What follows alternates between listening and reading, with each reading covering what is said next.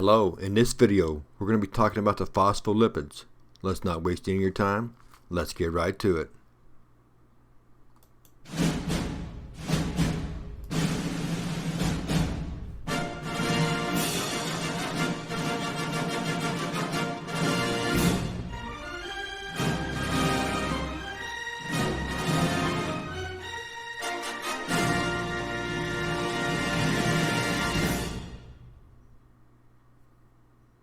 Now, when we're talking about phospholipids, the one thing that we have to keep in mind is that polar nature. Okay, that phosphate head, it's charged. It's got that polar oxygen, and those fatty acid tails that are nonpolar, they're not charged. Okay, that brings about that association with water by the phospholipids. That's why they orientate themselves to water. The fatty acid tails that do not interact with water. So when water comes through, it's pulled through by the phosphates, and it's not slowed down by the tails. So it just moves right on through. But that's just a super important topic to remind yourself, that hydrophobic, hydrophilic aspects. And of course, we've talked about the phospholipids a couple of times already. We mentioned them in the macromolecules, we mentioned them in the organelles, and now we're going to mention them here again. So super important object. So just remember the structure of it. It's got that glycerol backbone, which is that kind of that middle section right above the tails. Remember in the macromolecules, the lipids. It's got that glycerol backbone, and in the triglyceride there are 3 tails, so this is just 2 tails. So diglyceride perhaps. Okay, and in that phosphate head at the very top, if you're looking at that picture below me, the phosphate head is in that kind of a yellowish tannish circle at the top. The glycerol is in the middle, in kind of the orange of the salmon, and then of course the fatty acid tails down below there. Of course, we know the tails are nonpolar, non-charged, hydrophobic.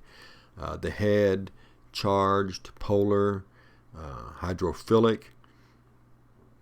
And of course, as I mentioned, in an aqueous solution or a water solution or a solution of some type, the phospholipids will orientate themselves directly with the fatty acid tails on the inside, and then the phosphate groups facing the surfaces.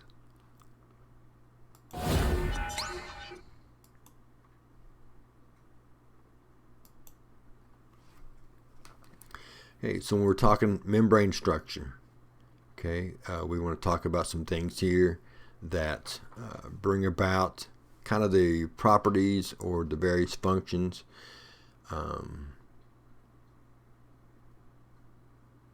So when we're talking, I mentioned this in the first video.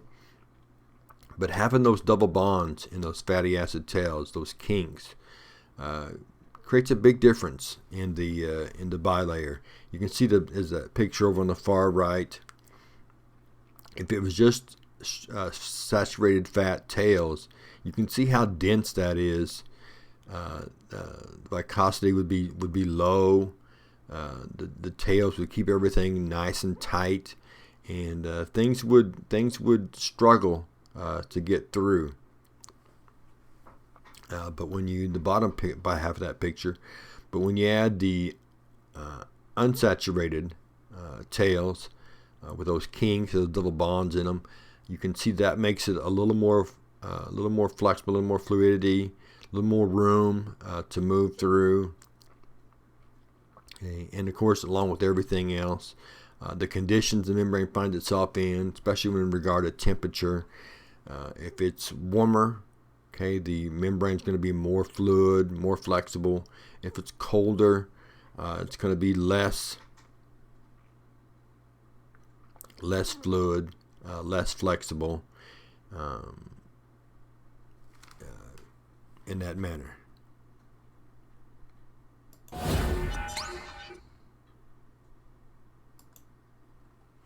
Okay, this we've mentioned a couple times.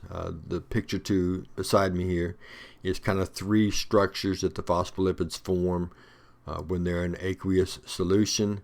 You can see the first one, the large one, it's got that kind of cone shaped, and you can't see into it, but if you could see into the middle, it'd also be cone shaped.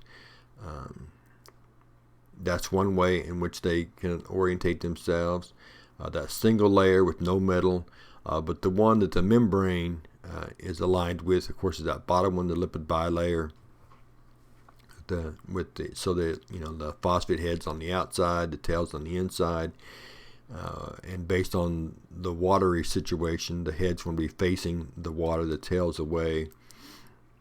And that just comes back to that hydrophilic, hydrophobic, charged, non-charged, with the head being charged, polar, the tails being non-charged, non-polar, the head hydrophilic, the tails hydrophobic.